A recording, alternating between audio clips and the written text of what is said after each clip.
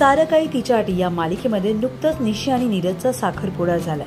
निशी फायनल परीक्षेसाठी अभ्यासाला लागली आता। लवकरच परीक्षा संपणार असून लग्न होईपर्यंतचे जे काही थोडे दिवस उरलेत त्यात निशीने घरातल्या गोष्टी शिकून घ्याव्या, उमाकडे संसाराचे धडे शिकावे असा विषय फातिमाताईने काढलाय।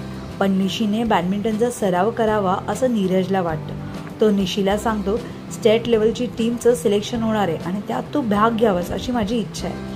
निशीने त्याची समजूत काढत भाग घेतला तर प्रॅक्टिस करावी लागेल, त्यासाठी टोकडे कपडे घालावे लागतील जे दादांना आवडणार नाही। लग्नानंतर नवऱ्याच्या किंवा संसाराच्या आवडीनिवडीनुसार मुलीने राहावं असं दादा म्हणतात। आपलं लग्न झालं की ते मला खेळायला विरोध करणार नाहीत, पण आता त्यांना दुखया नको।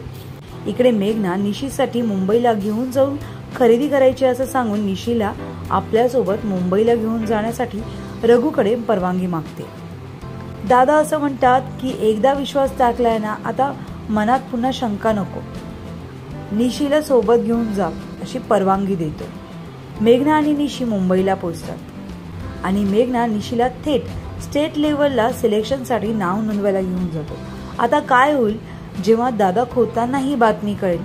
या गोष्टीसाठी ते मेघनाला माफ करतील का? निशीला मुंबईला जाणं महागात पडणार आहे का? मेघना या गोष्टींना निशी आणि नीरजच्या लग्नात काही मोठ्या समस्या येतील का?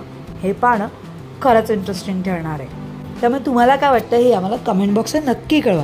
तुम्हाला आमचा व्हिडिओ आवडला असेल तर लाईक करा, शेअर करा, सबस्क्राईब करायला विसरू नका। तसंच बेल आयकॉनवर क्लिक करा जेणेकरून पुढच्या व्हिडिओचं नोटिफिकेशन तुम्हाला सहज मिळेल।